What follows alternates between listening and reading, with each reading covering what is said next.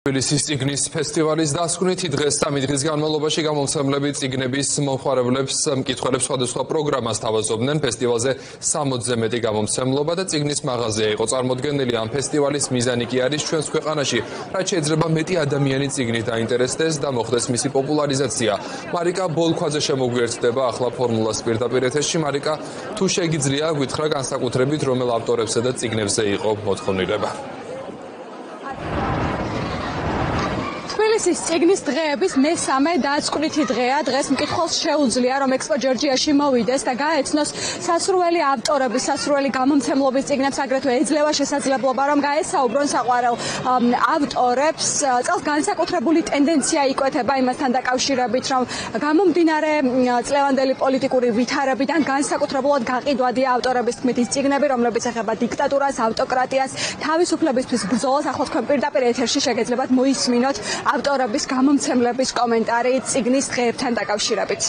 თბილისის წიგნის დღეები ეს კიდევ ერთი წიგნის დღესასწაულია, რომელიც 3 დღის განმავლობაში უამრავ მკითხველს მასპინძლობს და ძალიან კარგად ჩანს ჩვენი თავისუფალი საზოგადოება, მრავალმხრივი ინტერესებით, შეხედულებებით და რაც თავარია ის, რაც მოიტანა ჩვენმა დამოუკიდებლობამ, ის რაც უნდა შევინარჩუნოთ, უნდა გავაძლიეროთ, უნდა განვავითაროთ და არ შევეგუოთ ავტორიტარული სისტემის არც ერთ ჩარევას ჩვენი თავისუფალი საზოგადოების გასახლეჩად, ჩვენი დამოუკიდებლობის წინააღმდეგ, ცენზურის დასაწესებლად. ძალიან მახარებს ის, რომ ხალხმრავლობა რეალურად იქცა ტრადიციად ამ ფესტივალის.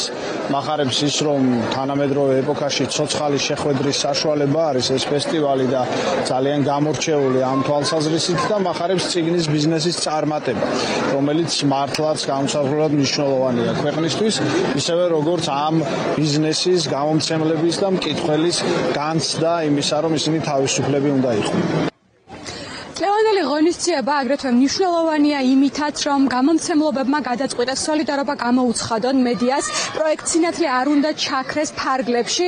გამომცემლობები 3 დღის განმავლობაში შემოსული თანხის ნაწილს გადაურიცხავენ იმ ონლაინ მედია საშუალებებს, რომლებიც ახლა განსაკუთრებულ ფინანსურ კრიზისში იმყოფებიან და განსაკუთრებულად საჭიროებენ დახმარებას. მიუხედავად იმისა, რომ დღეს პროექტის ბოლო დღეა, მკითხველს მაინც ექნება შესაძლებლობა საღამოს 8 საათამდე მოვიდეს ექსპო ჯორჯიაში, გაეცნოს სასურველ წიგნებს, შეიძინონ ისინი და გაესაუბრონ საყვარელ ავტორებს.